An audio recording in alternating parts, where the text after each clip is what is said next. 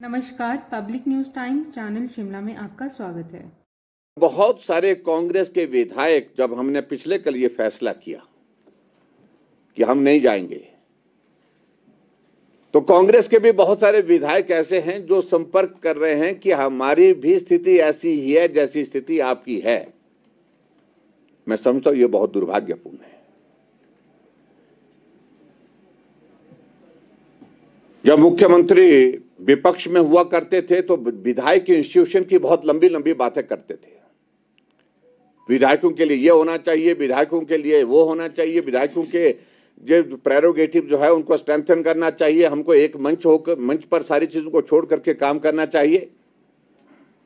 लेकिन बहुत निराशा है, बहुत दुर्भाग्यपूर्ण परिस्थिति है हमारे सामने। अगर विधायक इंस्टीट्यूशन को पूरी तरह से बर्बाद अगर किया है तो वर्तमान की सरकार में हुआ है। हम विधायक चुने हुए हैं, लेकिन विधायक हो करके भी हम डिप्टी कमिश्नर को लिखते हैं कि मेरे विधानसभा क्षेत्र की इस स्कीम के लिए आप पैसा स्वीकृत करिए, लेकिन हमारे कहने पर पैसा स्वीकृत होता नहीं है।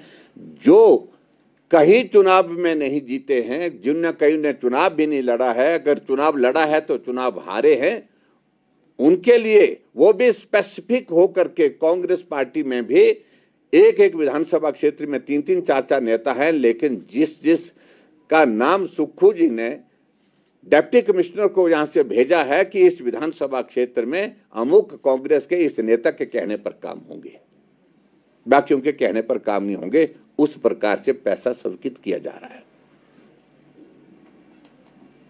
एक तरह से विधायकों को अपमानित करने का यह क्रम जो है लगातार चला हुआ है। और हम जाते हैं इस बात को लेकर के हैरान होते हैं, कांग्रेस के वो लोग जो किसी दायित्व पर, सरकारी दायित्व पर नहीं है, लेकिन अधिकारियों की बैठक ले रहे हैं, अधिकारियों को कार्यक्रम में बुला रहे हैं, टूर्नामेंट का उद्घाटन कर रहे हैं, स्कूल के एनुअल फंक्शन में वो वहां पर जाकर के भाषण दे रहे हैं, और इनके मंत्री जहां प्रवास पर जाते हैं स्थानीय विधायक को निमंत्रण ही नहीं दे रहे हैं, ऑपोजिशन के विधायकों को निमंत्रण ही नहीं दे रहे हैं।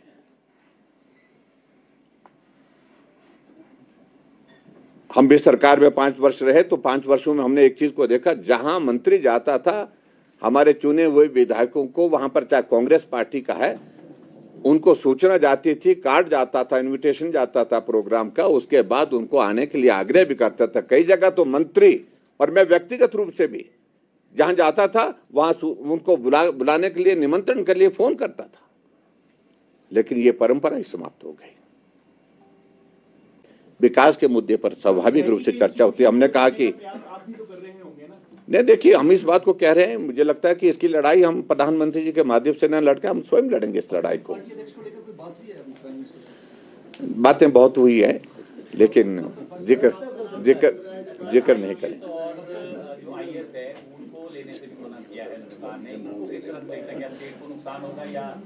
नहीं, देखो मैं समझता हूं कि इसमें कोई बड़ी वाहवाही वाला कोई काम इस प्रकार का नहीं है।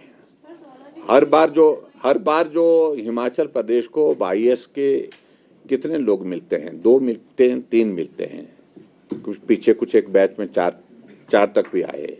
तो मुझे लगता है कि इस सारी चीज को लेकर के वो अनावश्यक रूप से एक माहौल खड़ा करने की कोशिश कर रहे हैं। लेकिन पहली बात तो अगर आप पैसे की खर्च करने की बात होती है तो CPS आपने 2 साल तक चलाए रखे, कैबिनेट के दर्जे के साथ चलाए रखे, और उनकी कुर्सी के लिए जब चुनौती हाई कोर्ट में हुई तो करोड़ों रुपए आपने खर्च कर चुके हैं। वहां पर सुप्रीम कोर्ट में भी आपने एक दिन की 2 करोड़ रुपए की फीस दी है वकीलों की। अभी तक 10 करोड़ रुपए से ज्यादा आप खर्च कर चुके हैं उनकी कुर्सी को बचाने के लिए, अभी तक भी।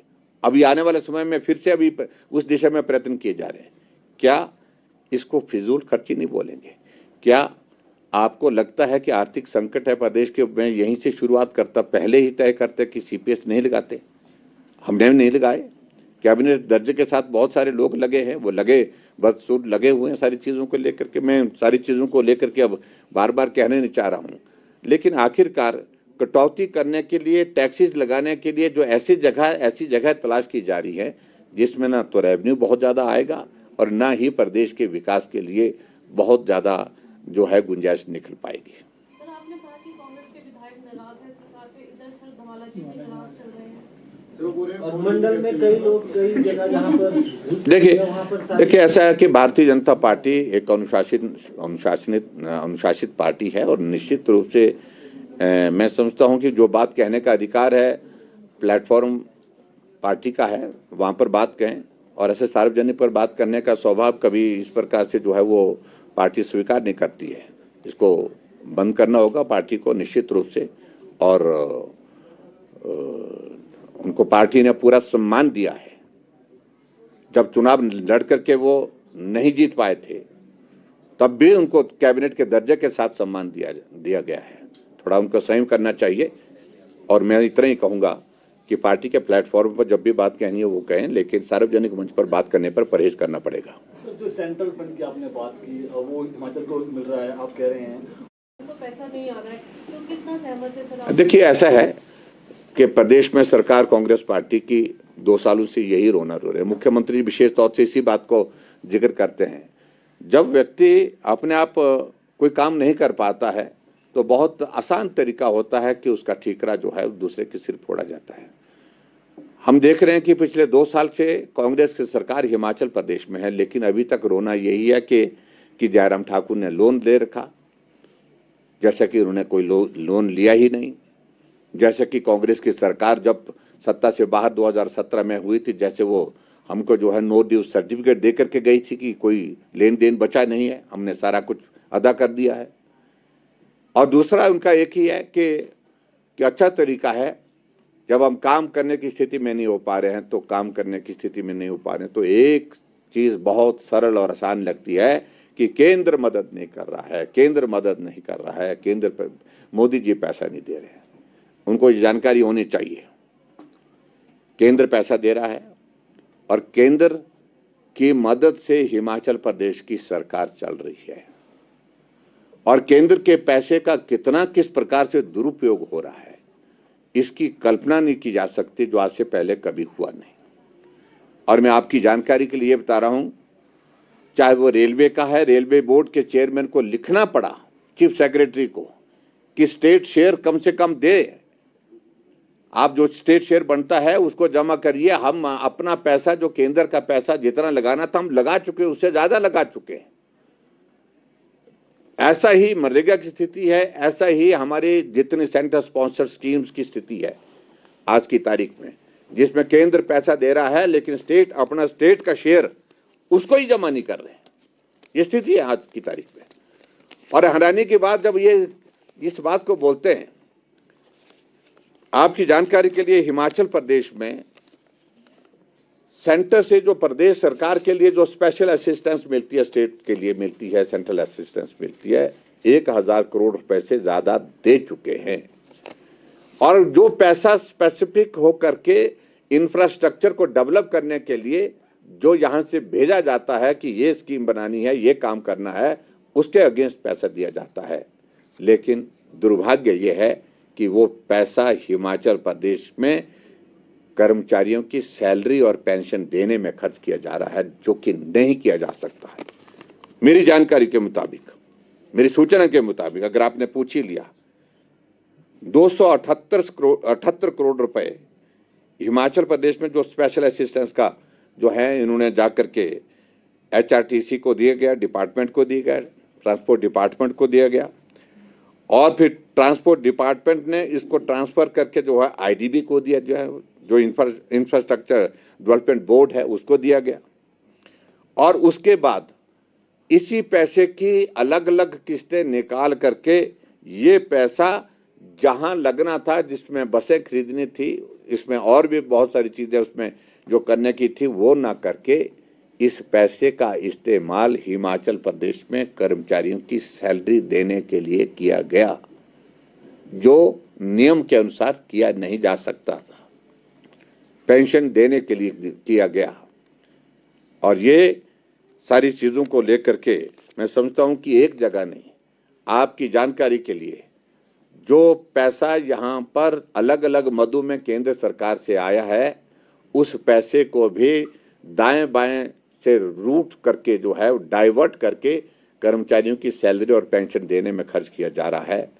चाहे वो सीआरएफ का पैसा है, चाहे इसके अलावा जो है वो दूसरा पैसा है, चाहे वो जो केंद्र स्पॉन्सर्ड स्कीम्स का आया है, तो उसमें ये स्थिति है। ये तो मैंने उदाहरण आपको बताया कि 278 करोड़ का जो पैसा जो है, जो स्पेशल असिस्टेंस के तहत एक डिपार्टमेंट को दिया गया, उस पैसे को इस प्रकार से कर्मचारियों की सैलरी और पेंशन देने के लिए खर्च किया जा रहा है।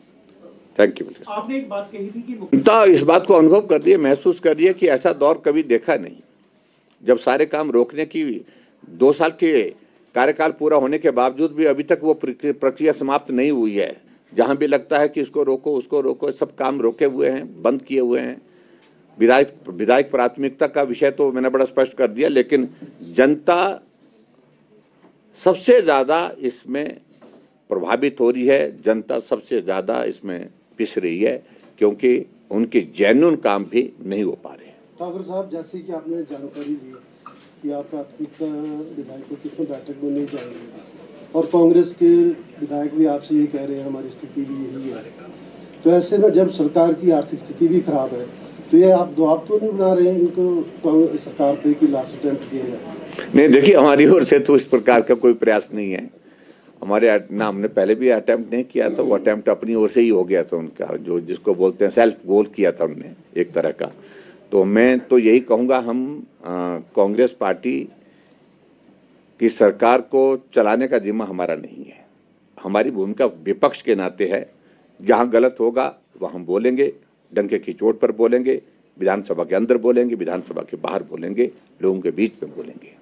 सर, ये जो प्राथमिकता बैठकों का तो विरोध किया, लेकिन जो रिटर्न में प्राथमिकता देंगे, जो 5-5 प्राथमिकता मांगी, इस सारी बात को लेकर के विधायक दल की बैठक हमारी सेशन के दौरान होगी, तो उस वक्त हम विचार करेंगे देना नहीं देना।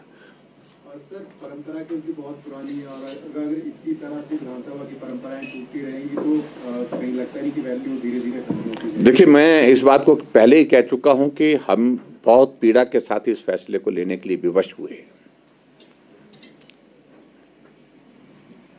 आज से पहले जब भी विधायक प्राथमिकता की बात होती थी, वहीं पर ही कुछ चीजों को लेकर के जब चर्चा होकर के डायरेक्शन होती थी,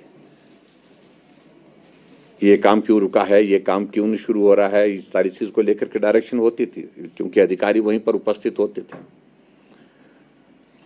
लेकिन वर्तमान सरकार में 2 वर्ष के कार्यकाल में विधायक प्राथमिकता में जो डीपीआर जो लिख करके हमने दी हुई है, उसकी कई जगह प्रोसेस ही शुरू नहीं हुई है।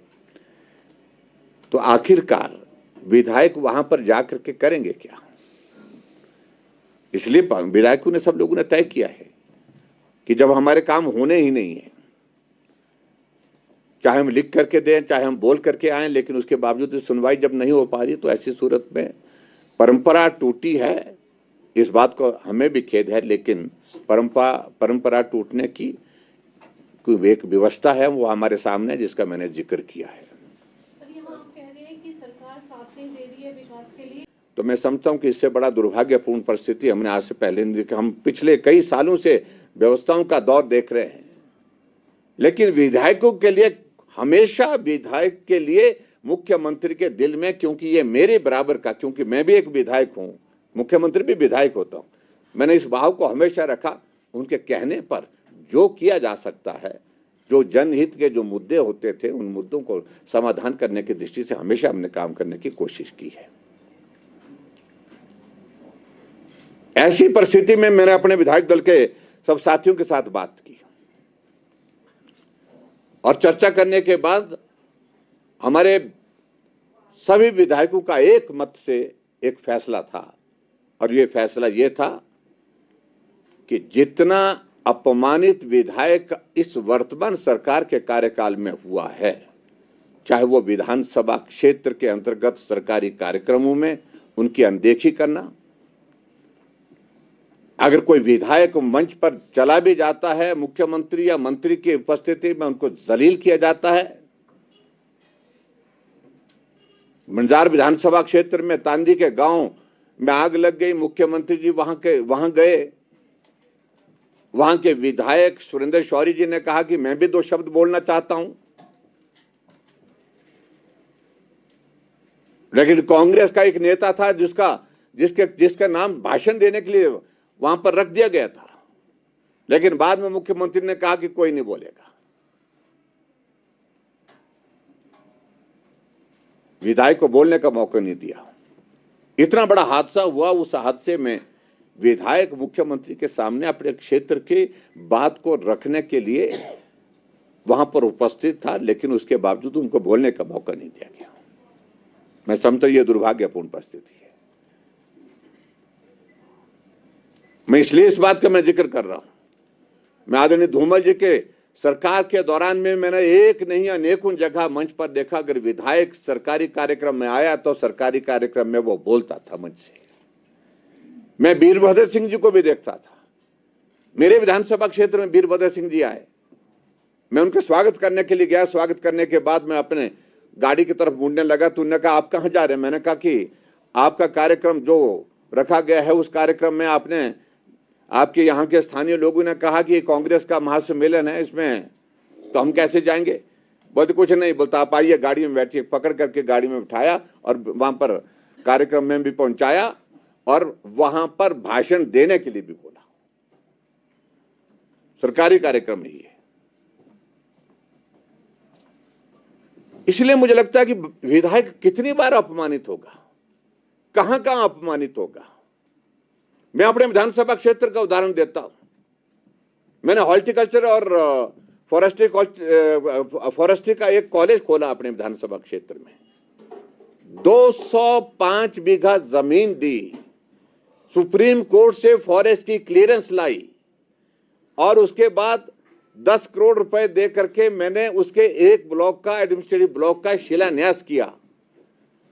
टेंडर हुआ, टेंडर अवार्ड हो गया, लेकिन तब तक के लिए सरकार कांग्रेस की बन गई और कांग्रेस की सरकार बनने के बाद आदेश हुआ कि यह टेंडर जो है रोक दिया जाए।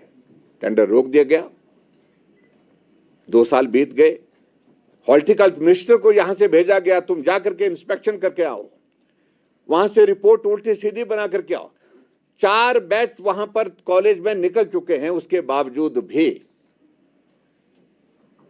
वहां पर काम शुरू नहीं किया। अभी हाल ही में कुछ दिन पहले जो 10 करोड़ रुपए बजट वहां पर दिया गया था, जो टेंडर के लिए, जो पीडब्ल्यू डिपार्टमेंट के पास जमा था, वो पैसा वापस ले लिया। मैंने बतौर मुख्यमंत्री उसका शिलान्यास किया हुआ है। ऐसे एक नहीं अनेकों उदाहरण। और उसी तरह से मेरे विधानसभा क्षेत्र के अंतर्गत एक थुनाग में एक पुल है जिसके लिए बजट प्रावधान किया, काम शिलान्यास एज मुख्यमंत्री किया मैंने। और बतौर मुख्यमंत्री शिलान्यास करने के बाद काम शुरू, टेंडर हुआ, टेंडर होने के बाद काम शुरू हुआ, काम शुरू होने के बाद एक अबैटमेंट बन करके जो तैयार हुई पड़ी है 2 साल पहले की, लेकिन जब से सरकार बनी दूसरे साइड की अबैटमेंट अभी तक जो है उस काम शुरू नहीं किया, उसका पैसा रोक दिया गया।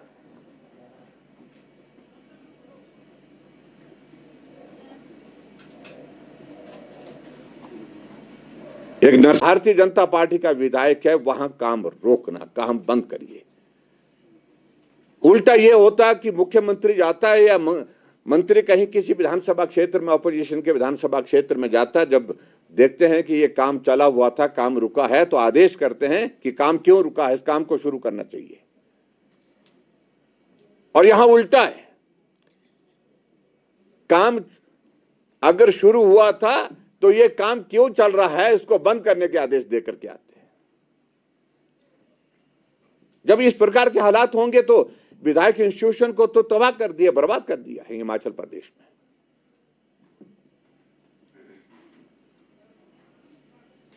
ये पहली बार हिमाचल प्रदेश में हम देख रहे हैं कि विधायकों के ऊपर मामले दर्ज किए गए हैं। 8-8 घंटे तक विधायकों को बिठा करके थाने में वहां पर जो है जलील किया जा रहा है। आज से पहले कभी नहीं हुआ ये।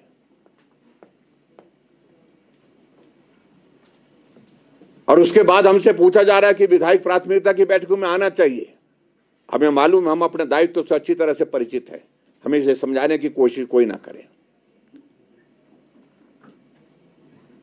कहा कि जनहित के मुद्दों को उठा सकते थे, वहां पर उठाने के लिए हम लगातार जाते रहे, वहां पर उस परंपरा का पालन करते रहे विधायक प्राथमिकता की बैठक में जाकर के, लेकिन उसके बावजूद हुआ जब कुछ नहीं, उल्टा जो बोला गया उसके विपरीत काम हुआ। एक स्वभाव बन गया मुख्यमंत्री जी का और इस वर्तमान सरकार का कि जो बोला जाता है उसके विपरीत काम करना।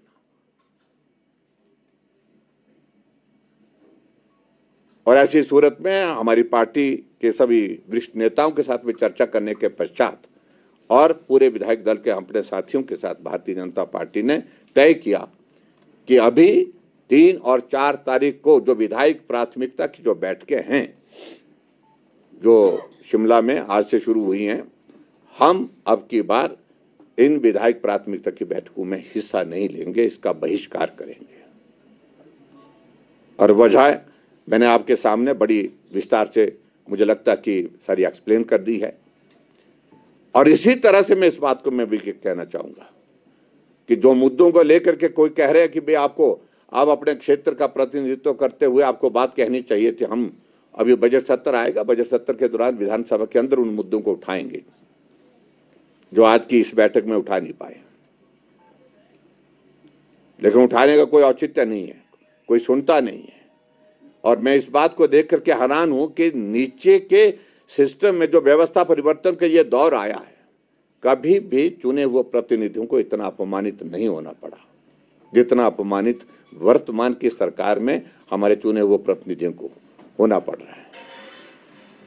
विधायक निधि का पैसा हम स्वीकृत करके भेज रहे हैं, हम किसी कम्युनिटी सेंटर के लिए 3 लाख रुपए भेज रहे हैं, लेकिन रिलीज 10,000 रुपए किया जा रहा है, क्योंकि ट्रेजरी में सीलिंग लगा करके रख दी है कि 10,000 रुपए से ज्यादा पैसा रिलीज नहीं करना है।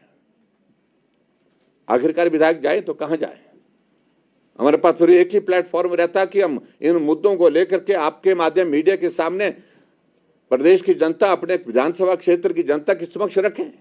ये हालात है। तो इसलिए हमने तय किया कि अपमानित करना बंद करिए, जलील करना बंद करिए विधायकों को, और खासतौर से विधायकों के इंस्टीट्यूशन को बर्बाद करना बंद करिए जिस प्रकार से वर्तमान सरकार कर रही है।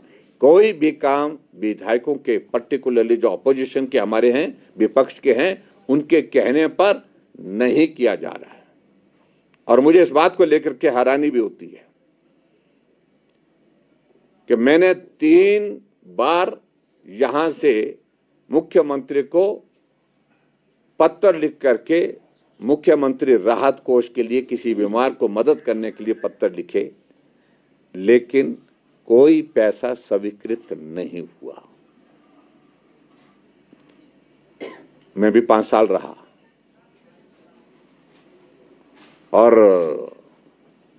मुझे पूर्व मुख्यमंत्री की ओर से जो भी पत्र आता था, विशेष तौर से किसी को मदद करने के लिए, किसी गरीब को किसी का इलाज के लिए मदद करने के लिए, मैं तत्काल उस पैसे को स्वीकृत करता था। जितना बोला होता था, जो एस्टीमेट होता था, बिल होते थे जिसमें लगे हुए, उसके मुताबिक करता था।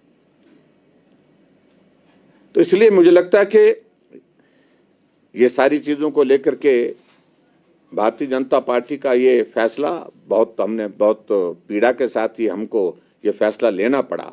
लेकिन आखिरकार विधायक की एक गरिमा है, विधायक एक चुना हुआ प्रतिनिधि होता है, जनता का प्रतिनिधि होने के नाते उसका अपने इलाके में भी सम्मान है।